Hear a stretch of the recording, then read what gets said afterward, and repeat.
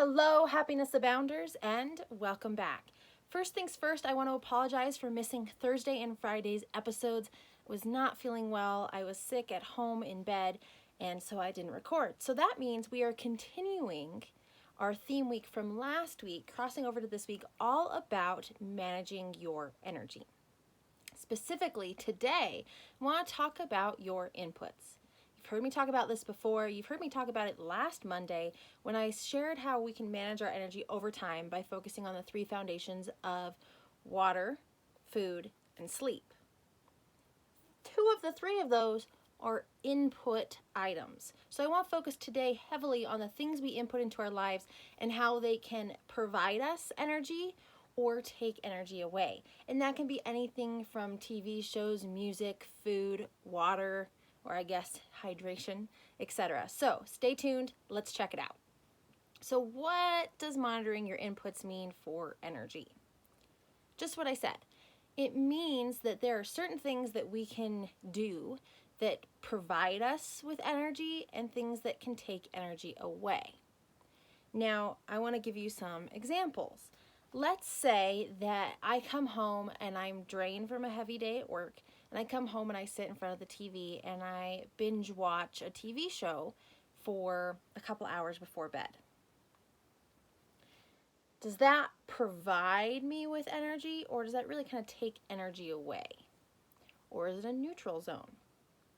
I'd wager to bet for a lot of us, we consider it a neutral zone, right? It's not really providing us with any energy, but it's not really taking any energy away. So we think.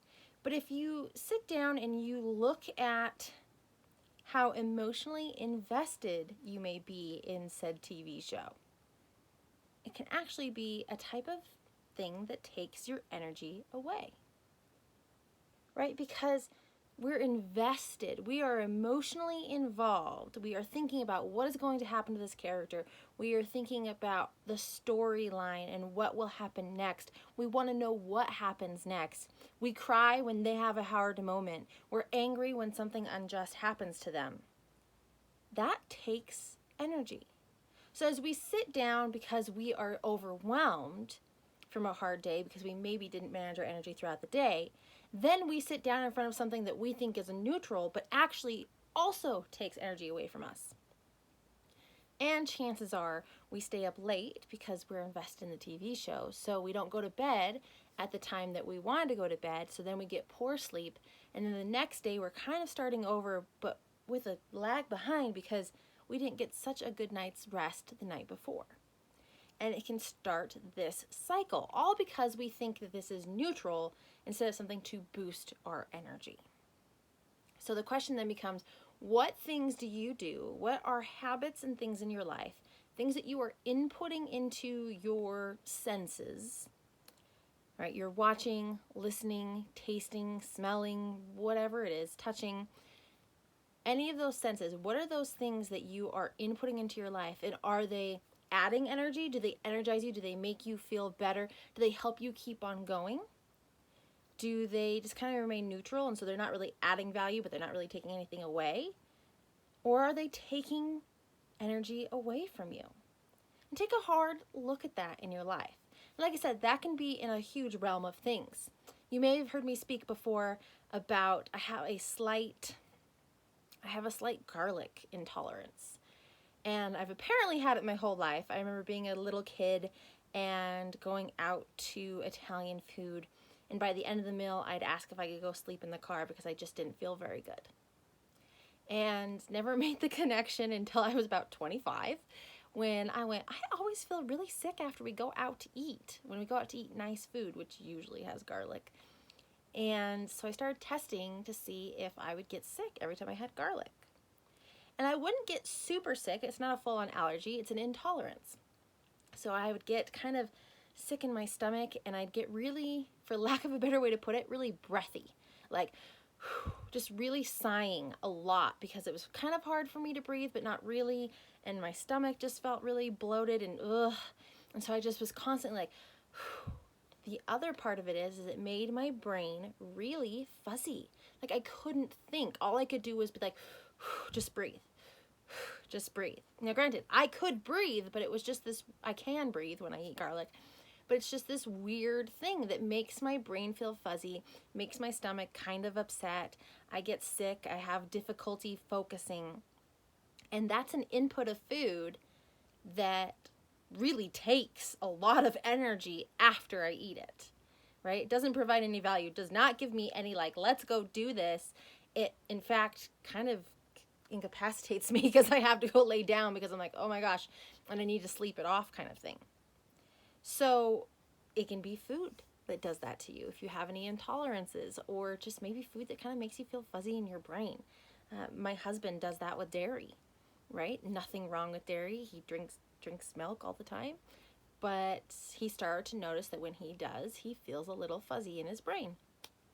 And that's an input that can detract from our energy because now we're focusing on what's going on, or we're ignoring what's going on and we just keep on trying, but we're like sluggish and we're kind of slogging through, and it's like, I feel foggy, I feel like I can't function at the highest level. Guess what? That's taking energy, right? That's detracting from your ability to manage your energy.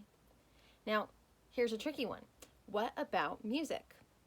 I love music with a good beat. Love it. Usually some music that has a great beat doesn't have the most positive of lyrics. And that's okay. But I have noticed that I'll be like, yeah, I'm so pumped up. And then I'm like thinking all these negative thoughts and I'm singing these lyrics that aren't the most aligned with who I want to be. And I'm singing them and I'm trying to get pumped up. Versus when I can find a song that pumps me up, that is positive. I've kind of like done a measurable difference and been like, okay, scale of 1 to 10, like how much energy has this song and engaging with this given me? And I could have something, a song that's equally good in bass and beat and pumping me up, and maybe they'll both get me to about a 6.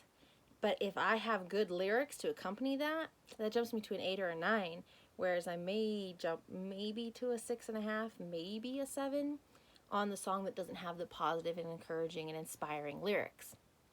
So music can be something that we input into our ears and into our brain that can bring us energy, or it can really weigh us down depending on the lyrics, depending on the song, and depending on how it resonates with areas in your life.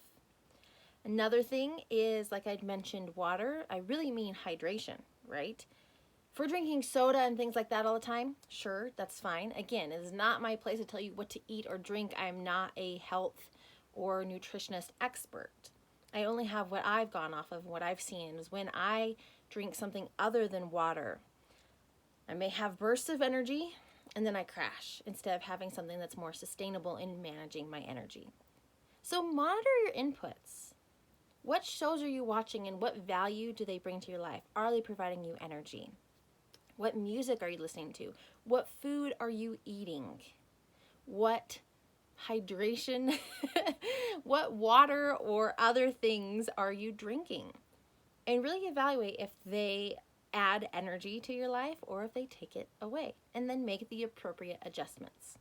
So that's all I have for you today on monitoring your inputs to manage your energy and to really take your life to those next levels. It's these small little tweaks over time that can make such a big difference in our ability to be productive and in our ability to reach our goals. So stay tuned tomorrow as I wrap up the theme week all about managing your energy. But in the meantime, if you would like to take your energy levels to the next level in a quick and easy way, I want to encourage you to check out my Declarations for Happiness class. Declarations are one of the fastest ways that I have found that I can boost my energy, realign with who I want to be, and push those negative thoughts of not being good enough, not being smart enough, not being lovable, etc. Push those thoughts away and really progress forward towards my goals. So if that sounds interesting to you, check out happinessabound.com. Then under courses, click Declarations for Happiness. The class is upcoming on June 1st here in person if you live in Utah. And or I also have an online option available. So if you are not in the state of Utah or unable to travel, I want to encourage you to check it out. There is an online option. Again, that's happinessabound.com, Declarations for Happiness on June 1st. So that said, have a wonderful day. Watch your inputs, sign up for Declarations for Happiness, and above everything else, remember, you are capable of happiness abound.